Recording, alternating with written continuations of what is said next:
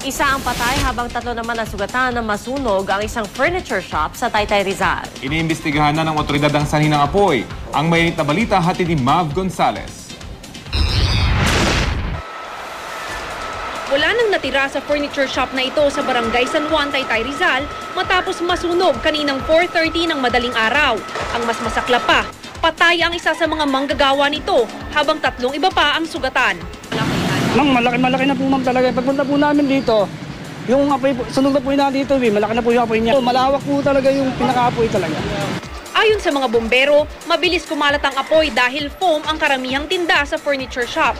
Sa bilis ng pangyayari, hindi na nakalabas ang 27 taong gulang na si Alvin Lorenzana.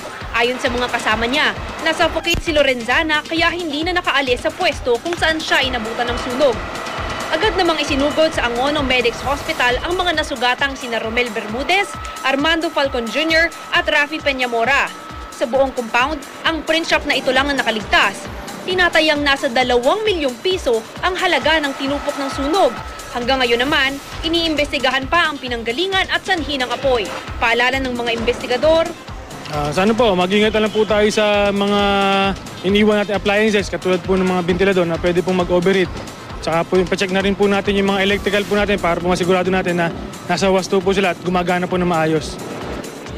Mav Gonzalez, GMA News.